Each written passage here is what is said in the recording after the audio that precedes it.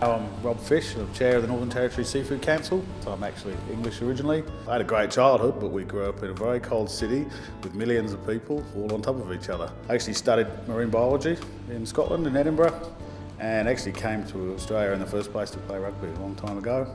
Loved it so much I stayed. I moved to the fishing industry, which we need to work with government in managing fisheries. Moved out to work with the industry. Shortly after that, an opportunity came up to work in the Territory. Very different when I arrived. This is nearly 20 years ago. It was hard, difficult to get things done. Those things have changed through time. I think we've seen in the last 20 years, this would be the fastest you would have seen an industry become more professional. Love the place. Won't be moving anywhere else for work, that's for certain.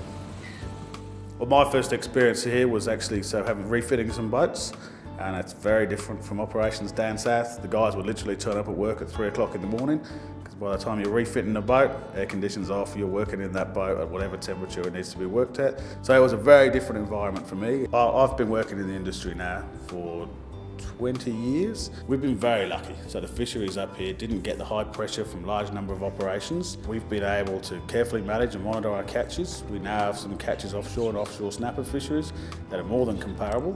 Our job now is to really promote the industry. This is what we have done. Have a look at some of the things that we have done for sustainability. Have a look at some of the products that we can supply and where we can work together.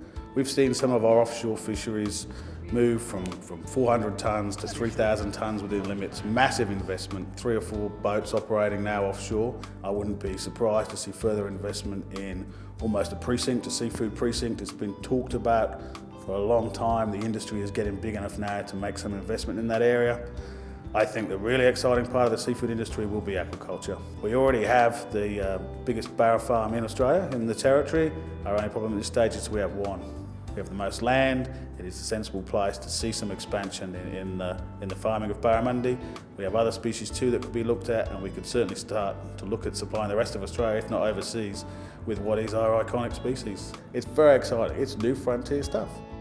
Our management is much more sophisticated. A lot of our fishery is on quota, so there's not that race, but it's still there. You've still got to catch the fish.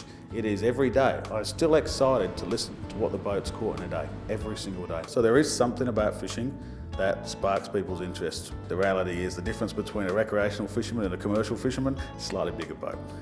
Like, the love of fishing is a love of fishing, and it's in a lot of us, I think.